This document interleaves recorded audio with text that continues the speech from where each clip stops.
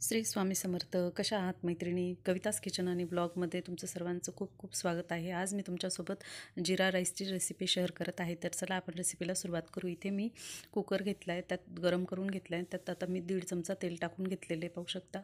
तेल आता थोडंसं गरम झालं की त्यात आपण जिरं टाकून घेणार आहोत. जिरं थोडं जास्तच टाकायचं. इथे मी 2 चमचे जिरं घेतलेले आहे. पाहू शकता. जिरं थोडं तडतडलं की इथे मी 5-6 कढीपत्त्याचे पानं घेतलेले, ते पण आपण त्यात टाकून घेणार आहोत. त्याची आपल्याला फोडणी करून घ्यायची आहे आणि इथे आपल्याला छान असा जिरा राईस तयार करून घ्यायचं आहे. इथे फोडणी झाल्यावर आपल्याला इथे 2 ग्लास पाणी टाकून घ्यायचं. इथे मी हा 1 ग्लास आणि अजून 1 ग्लास असे 2 ग्लास पाणी टाकून घेणार आहे.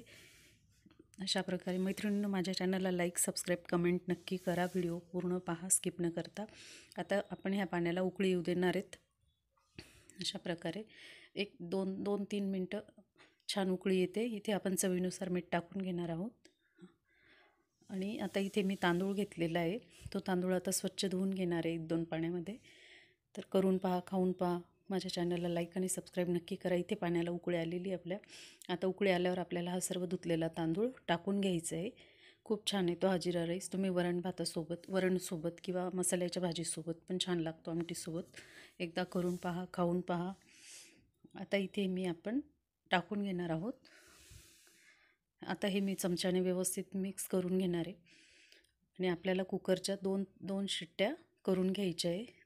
आता तुम्ही तांदळाचं प्रमाण, पाण्याचं प्रमाण आणि तांदूळ कोणता घेता त्याच्यावर शिट्ट्या तुम्ही घेऊ शकता. पाणी पण त्याप्रमाणे टाकू शकता.